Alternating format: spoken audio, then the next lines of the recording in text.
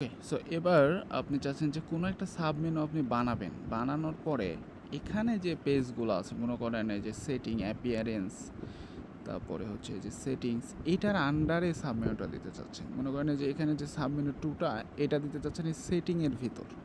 তাহলে কিভাবে দেব?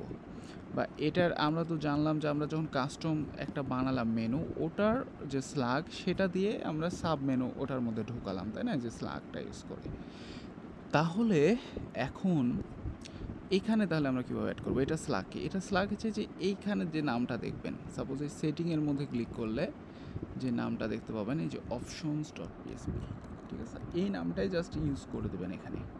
মনে করেন আমরা এই অ্যাড সাবমেনু পেজ 2, যেটা সাবমেনু 2, এটাকে এই সেটিংসের ভিতরে দিয়ে দেবো। এখন দেখেন আমাদের ছিল এটার মধ্যে, এখন চলে যাবে এটার মধ্যে। এখানে একটা রিলোড দেন, এই যে দেখেন সাবমেনু 2। এখন যদি এই কাস্টম প্লাগইনের মধ্যে যান, এখানে কিন্তু নাই সাবমেনু, জাস্ট সাবমেনু আছে, 2টা নাই। সো এটা এখানে চলে আসলো। এখানে ক্লিক করলে যে দেখেন আউটপুটটা দেখাচ্ছে, ঠিক আছে? এখন যদি এই অ্যাপিয়ারেন্সের মধ্যে নিয়ে যেতে চান তাহলে কি করব? জাস্ট এই যে থিমস ডট পিএসপি, তাহলে দেখবেন এটার মধ্যে চলে আসছে।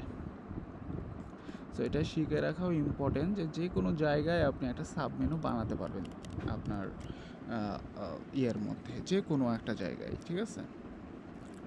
সো এরকম প্লাগইনের মাধ্যমে যে কোনো এভাবে মেনু এড করতে পারবেন। এই যে সাবমেনু 2 দেখেন, এই যে চলে আসছে এখানে, এবার চলে আসছে। এখন কিন্তু সেটিংয়ের মধ্যে নাই, এখানে নাই, বা কাস্টম প্লাগইনের মধ্যেও নাই। এখন আছে কি অ্যাপিয়ারেন্সের মধ্যে। সো এভাবে অ্যাড করতে পারবেন। কমার্সের মধ্যে দিতে চাইলে ওই রকম, ঠিক আছে? সো এইভাবে চাইলে যে কোনো জায়গায় সাবমেনু বানাতে পারবেন।